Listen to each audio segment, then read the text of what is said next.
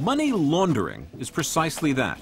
Dirty money is put through a cycle of transactions so it looks as if it's been legally earned. There are 3 stages to any washing cycle. You might call it immersion, heavy soaping, and spin dry. But in the money laundering business, they call it placement, layering, and integration.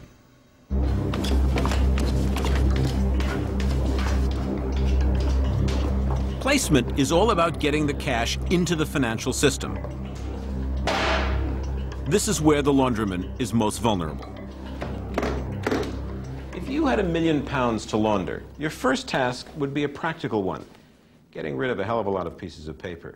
We managed to stick £250,000 in £50 notes in this attaché case. That means you'd actually have to walk into a bank with 4 of these. A pretty awkward task. It's a hurdle that can thwart even the most skillful players. A few years ago, the late Colombian drugs baron Pablo Escobar had to write off $40 million.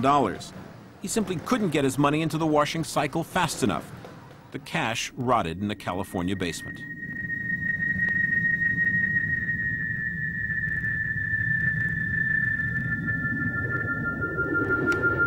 The next step is layering. You spin the money around the world, in and out of fake companies that can never be traced back to you. You send phony invoices between those companies for all kinds of goods and services that never existed. Your banks pay those invoices, wiring money back and forth across borders, because borders mean that investigators from one country no longer have jurisdiction.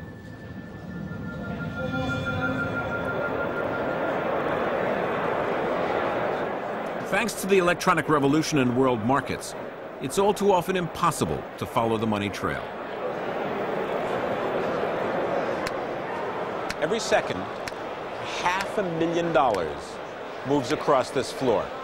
That's $10 to $12 billion a day. The problem is that once money becomes a blip on a computer screen, no one can tell if it's dirty or clean.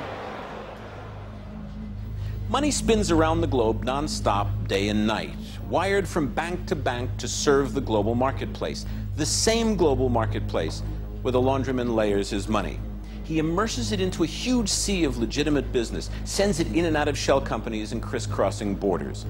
Done properly, it is virtually impossible to follow. Done properly, it is virtually impossible to detect.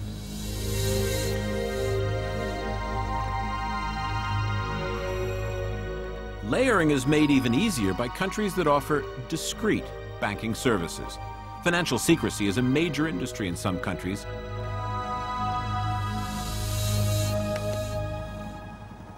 The final stage of the washing cycle is integration. You back a business or convert money into assets, cars, yachts, real estate, which you can openly sell. For example, money from the infamous Brinks mat robbery was integrated here in Docklands.